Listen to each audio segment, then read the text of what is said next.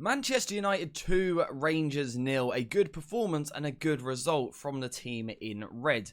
Now, of course, this is only a pre-season game, but there is still a lot that we can learn about a side in these fixtures, and I certainly did, and that's exactly what we are looking at today. What we learned from Manchester United's 2-0 win over Rangers. So for today's video, we are largely going to focus on the first half of the game, because that was when we saw more of the established first team players for Manchester United, and we are also going to put a focus on the in-possession play as well, although we will touch on the out-of-possession stuff.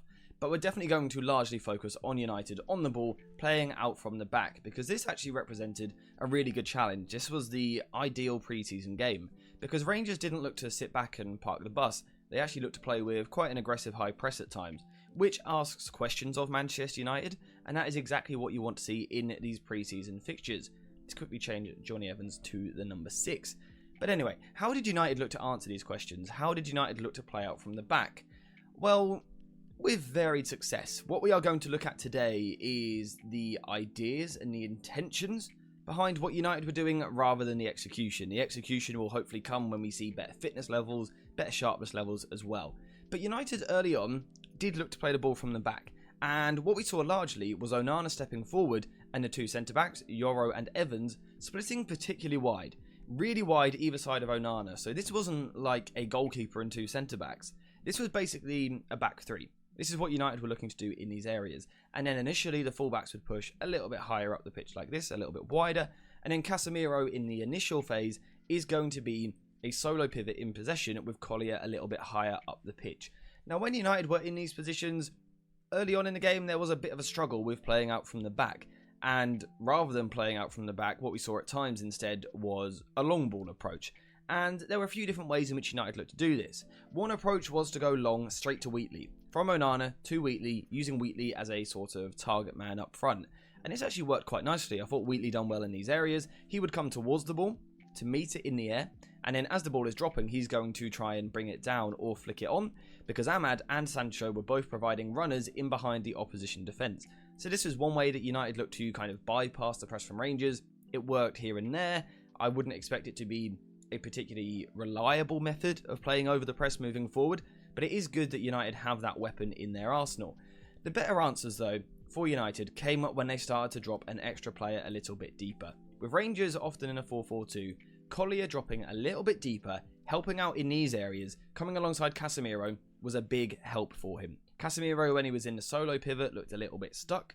When Collier dropped deeper with him, it gave United an extra player and the ability to play out from the back. But what it also done actually was created more potential for not a long ball approach necessarily, but perhaps a medium range pass approach. And that was the pass out to the fullbacks. You see, because the two centre-backs were splitting so wide, they are not only a problem, for the opposition strikers, like they would be if they were here, but because they're wider, they actually start to become a bit of a problem for the opposition's wingers. You see, it's a 3v2 here. So what you start to see is Rangers, the wingers, just starting to gamble. Do they need to now be the player applying pressure to one of our centre-backs? And what this started to do was open up just a little bit of room for the clipped pass from Onana to the two fullbacks. Now this was something that I spoke about quite a lot when Onana first signed for the club. And it was something I spoke about a lot when De Gea was at the club as well. At the time with De Gea, we couldn't take advantage of structures like this because De Gea wasn't reliable with his distribution out to the fullbacks. With Onana, we've got a goalkeeper who is. So again, this was something actually quite good that United done. They looked to draw the Rangers players onto him and then go over that, not going long ball, but with that, again, medium range pass out to the fullbacks. I quite liked that. And then the other idea as well was to go more direct to the wingers and then get the fullbacks flying around them. So Onana would go long directly to Sancho, the fullback would come tight to him, but Sancho has the ability to get the ball down, and then Murray is going to run the other way in behind the opposition, creating a little bit of space, and United look to play from there. So that was all interesting from United. It was, by some it might be seen as a long ball approach, and I guess in a way that it is. But it's important to highlight the fact that there are different ways you can play a long ball game, and that's what we saw from United. However, again, for me personally, this isn't the way that United should look to play in the long term. Instead, what United should look to do is more of what we've done as Collier was dropping deeper and deeper in this game. And that was really persisting with playing out from the back. It was drawing the opposition onto us but then rather than going over them, actually playing through them. United start to do this well in the game. So we're going to put the Rangers players a little bit higher and start Collier initially just up here because he wasn't fully in line with Casemiro, he was just ahead of him. So what you're going to see now is Rangers in a 4-4-2 pressing shape. So the first important thing here is Rangers are man-to-man with the outfielders. Of course, when you are man-to-man with the outfielders, you're looking to play out from the back. The important player now is the goalkeeper, the spare player, and of course in Onana, United have a great ball-playing goalkeeper. So what Onana's role in this team is on the ball is to be the extra man to create space for someone else. And we did start to see that come into effect in this game, because what Onana would do, let's say Evans has the ball initially, Lawrence is going to go over, apply pressure, and the other striker is also going to join the press. Now, what Onana is going to do as he receives the ball is take extra touches, because of course this player is intelligent, he's going to curve his run to block the pass to Yoro. But Onana is going to take as long on the ball as possible to drag this player in, to drag this player as close to him as he physically can before releasing. As Onana is about to release, we are going to see a counter movement in midfield. Casemiro is going to, start deeper and then step higher to take this midfielder with him. So initially Casemiro is deep, the midfielder's with him. Casemiro is going to step higher, taking this guy with him. And at the same time, Collier is going to drop a little bit deeper. He's now going to move into this space, kind of catching this guy by surprise a little bit. And this opens up a really nice little passing angle for United. Onana can go into Collier, who then moves the ball to Yoro into this position. And now United are 2v1 against this player. This player is kind of concerned with what Wan-Bissaka is doing, so drops to track him. And Yoro can now step forward with the ball. So whilst largely it was still a bit too direct from United, we did see a couple of patterns playing out from the back which actually looked quite good, and I enjoyed that. We need to build on that.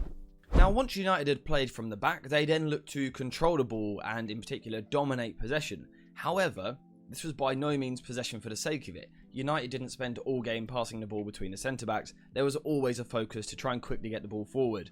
And again, whilst the execution may not have been great at times in this game due to rust from the players, it does kind of point something out quite clearly to us. We are going to see that approach again this season, I do believe. A fairly fast-paced attacking idea rather than possession for the sake of it, playing around the back. This is a United team that wants to quickly get the ball forward. So the question is, therefore, how do you get the ball forward? How do you play to your strengths? Well, again, initially, United set up in a 2-3 shape like this. Johnny, Evans and Yoro, the back two. And then we've got this 3 across here. And then Collier is a little bit higher up the pitch in line with Mason Mount. And then we've got the front 3 as well. Important to highlight, the midfield is slightly staggered again, which is a good thing. So how do United actually move the ball from here? Well, the first important thing here, and probably the most important thing about this game, was the positional rotations of the players. This is something that we have spoken about a lot since Erik ten Hag has been at the club. Players rotating into different positions. Now, in the first season, I felt that ten Hag done this well. He used this well. We had players rotating into ideal areas. In the second season, I felt that we saw too many rotations. Players were rotating into sub-optimal positions. Wingers where you don't really want them, midfielders where you don't want them. This game was back to having a nice balance in my opinion, because a lot of the rotations were largely restricted to one side of the pitch and then the other side of the pitch, rather than crossing over between the two of them, particularly in deeper areas. These rotations really helped Casemiro, because initially he looks isolated in midfield, but because these players were willing to move about and drop into different positions, Casemiro nearly always had support. So one rotation, for example, could be Collier moving out here, dropping into a deeper left-back position. Now, the first thing this does is causes a bit of confusion for the opposition. Does the midfielder follow? He's not too sure. But what this also does is it allows United to rotate, because Murray can now go further forward down the left, Sancho can come inside. That is a good rotation. Now, why is it important to rotate? Why is it important to rotate? Because ultimately, what we've ended up with here is 3 players occupying the zones which were already occupied. So what's the point? Well, the point really with these rotations is about moving the opposition as opposed to moving the ball. That is the key difference here. When you are in your initial shape, like this, you are focusing on trying to move the ball about, move the ball from side to side. When you start rotating, you have greater ability to move the opposition, and it's fairly simple when you break it down. Let's say right here is on Murray. Murray moves further forward. Does right follow him, or does he not? That's the first question you ask, which you don't ask when you don't rotate. Collier drops deeper into this position here.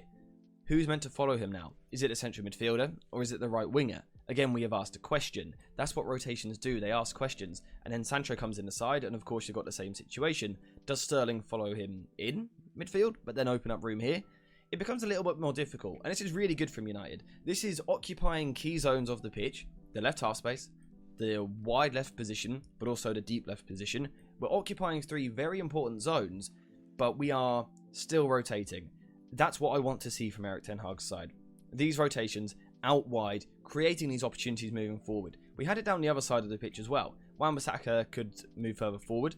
Perhaps Ahmad would move inside, as we move him in here, and Mason Mount would drop a little bit deeper on this occasion to get the ball. The rotations were really nice. A lot of the movements interchanging with each other were really impressive. I thought Mason Mount in particular done a really good job of providing us with overloads, particularly in these wide areas. We know that Mason Mount is a player who loves to do a lot of running, right? He doesn't always want to come towards the ball and get it to his feet. He likes to spin in behind. He likes to offer runs in behind the opposition. And that's exactly what you need for balance. Mason Mount done this really well. We see it for Ahmad's goal. It kind of gone a little bit unnoticed. But it's that run off the ball down the right-hand side, which makes a little bit of room for Ahmad to come inside and score his goal. We also saw it on the other side as well, though. Someone like Sancho would have the ball, and Mason Mount is going to make a really selfless run on the overlap, knowing that he, realistically, is never actually going to get this pass, but he's making that run, dragging defenders with him, allowing someone like Sancho to have more room on the ball. And this was a really key theme for United. As they move towards the final third, the wingers now coming inside and getting really close to each other. Sancho and Ahmad may have started the game as wingers, but they certainly didn't play as traditional touchline wingers by any means, did they? They were allowed into these centralised positions. They were operating in half spaces. And this is where these two really thrive. Now, I guess the question is, are we going to continue to see that moving forward? I'm not sure. If we do, we are going to need attacking threat from our fullbacks. But we'll figure that out when we see the first team more.